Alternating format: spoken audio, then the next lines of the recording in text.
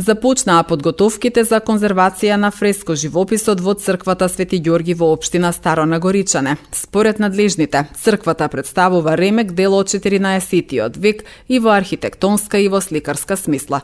Министерот за култура и туризам Зоран Љутков при неодамнешната посета на храмот најави дека за 2025 година е планирано да бидат обезбедени околу 5,5 милиони денари, потенцирајќи дека станува збор за проект кој добива повеќе годишно финансирање, односно ќе се реализира етапно неколку години.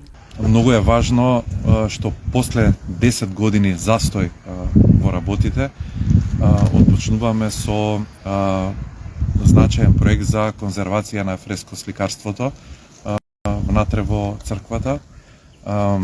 Она што е исто така многу важно е што во 2025 година ќе обезбедиме некаде околу 5,5 милиони денари за работа, но најважно е што ова ќе биде повеќе годишно финансирање во наредните 3 години, што значи можеби и 4 години, што значи дека во наредните 3-4 години нема да имаме застој во однос на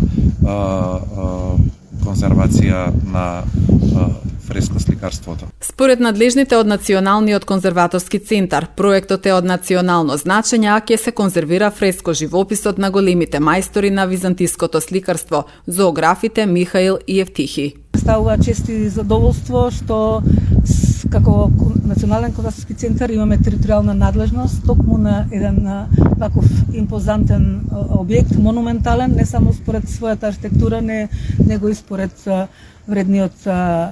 вредното сликарство од византискиот период.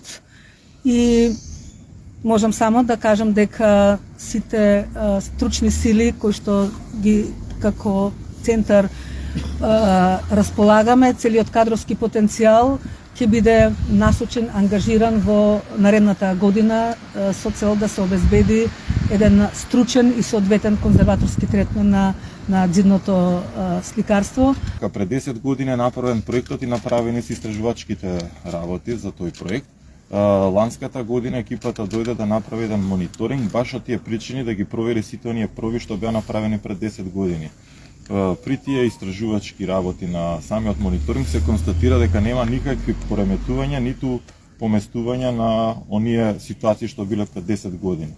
Така да в тој аспект нема некои ново настанати промени на самиот живопис во овој период изминат. Може би има присуство поголемо на влага со појавување на соли, но до големи деградации не се регистрирани. Се внимаваше на тој аспект да црквата биде отворена за посетителите и да си функционира најнормално. Значи тоа беше една така предизвик, но се надевам дека најдовме разбирање од сите страни и ќе можеме непречено да се работи самата конзервација и да функционира самата црква. Со реализацијата на проектот, црквата ќе го добие заслуженото место меѓу културните добра во нашата земја, а тоа во иднина ќе даде силен импулс за развојот на туризмот, како и активности за локален економски развој, констатира министерот Љутков.